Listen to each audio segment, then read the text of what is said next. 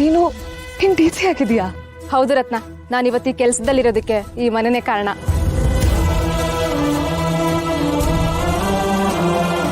ಅವ್ರು ಶಿವಣ್ಣ ನನ್ನ ಜೊತೆ ಮಾತಾಡಿ ನನ್ನ ಜೊತೆ ನಿಂತಿಲ್ಲ ಅಂದಿದ್ರೆ ನಾನು ಇವತ್ತು ಈ ಪೊಸಿಷನ್ಗೆ ಬರೋದಕ್ಕೆ ಆಗ್ತಿರ್ಲಿಲ್ಲ. ನಿಮ್ಮ ಹತ್ರ ಮಾತಾಡ್ತೀನಿ. ಇನ್ಸ್ಪೆಕ್ಟರ್, ಇನ್ನೂ ಏನು ನೋಡ್ತಿದ್ದೀರಾ? ನಿಮ್ಮ ಕೆಲಸ ಮುಗೀತು, ಹೊರಡಿ. ಅಲ್ಲ ಮೇಡಮ್, ಜನ ತೊಂದರೆ ಆಗ್ತಿದ್ದಾರೆ ಅಂತ ನಮ್ಮ ಹತ್ರ ಹೇಳ್ಕೊಂಡಿದ್ದಾರೆ, ಅದಕ್ಕೆ ನಾವು ಬಂದಿದ್ದು. Shut up. ಈ ಮನೆಯವ್ರ ಬಗ್ಗೆ, ಈ ಮನೆ ಬಗ್ಗೆ ನಿನ್ಗಿಂತ ನನಗೆ ಚೆನ್ನಾಗಿ ಗೊತ್ತು. ಯಾವ ಆಧಾರ ಇದೆ ಅಂತ ಬೀಗ ಹಾಕ್ತಿದ್ದೀರಾ? ಇಲ್ಲ. ಯಾರಾದ್ರೂ ರಿಟರ್ನ್ ಕಂಪ್ಲೇಂಟ್ ಕೊಟ್ಟಿದ್ದಾರಾ? ಇಲ್ಲ. ಪ್ರಾಣಹಾನಿ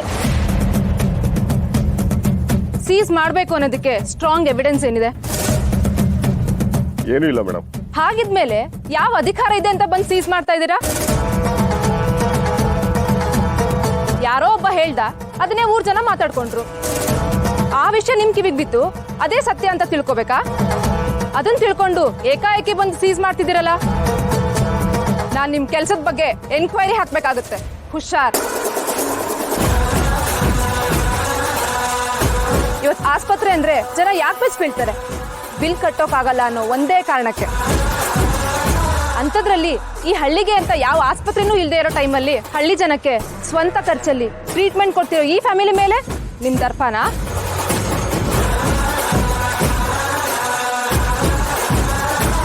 ನಾನಿದನ್ ಸಹಿಸಲ್ಲ. ಶಿವಣ್ಣ, ಪಾರ್ವತಿ ಅತ್ಗೆ ಎಂಥವ್ರು ಅಂತ ನಂಗೆ ಚೆನ್ನಾಗಿ ಗೊತ್ತು. ನಾಚಿಕೆ ಆಗ್ಬೇಕು ನಿಮ್ಗೆಲ್ಲ. ಜನಸೇವೆನ ಗುರಿಯಾಗಿಸ್ಕೊಂಡಿರೋ ಕುಟುಂಬ ಇದು. ಶಿವಣ್ಣ ತಂದಿರೋ ಮಡಿಲಿ ಯೋಜನೆನ ನಾನು ಎಲ್ಲಾ ಶಾಲಾ ಕಾಲೇಜಲ್ಲೂ ತಂದಿದ್ದೀನಿ. ಎಷ್ಟೋ ಹೆಣ್ಮಕ್ಳು ಅದರಿಂದ ಉಪಯೋಗ ಪಡ್ಕೊಂಡಿದ್ದಾರೆ. ಹಣ ಮಾಡೋದೇ ಇವ್ರ ಉದ್ದೇಶ ಆಗಿದ್ರೆ ಇವ್ರು ಈ ಸೇವೆಗೆ ಬರ್ತಿರ್ಲಿಲ್ಲ. ನೆನ್ಪಿರ್ಲಿ.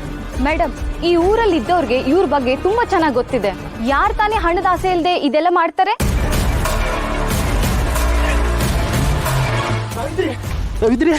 ಅಯ್ಯೋ, ಏನಾಯ್ತ್ರಿ? ಪಾಪ ಆಟಾಡ್ದ ಕೂತು ಬಿಟ್ಟಿದ್ದಾರೆ. ಅಯ್ಯೋ ಚಿನ್ನು, ಕಣ್ ತೆಗಿ ಚಿನ್ನು, ಇಲ್ಲಿ ನೋಡಿ ಚಿನ್ನು. ಅಯ್ಯೋ ರೀ, ಏನಾಯ್ತು ರೀ? ಇದೇ ಚಿನ್ನು, ಕಣ್ ಬಿಡಿ ಚಿನ್ನು. ಮಗುನ್ ಕೊಡಿ. ಇಲ್ಲ, ನಾನ್ ನನ್ ಮಗು ಕೊಡೋದಿಲ್ಲ. ಮೇಡಮ್ ಪ್ಲೀಸ್, ಈ ಮಗು ಜೀವ ಕಾಪಾಡೋ ಜವಾಬ್ದಾರಿ ನಂದು.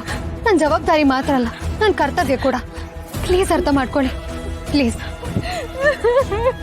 ಜಾಗ ಬಿಡಿ.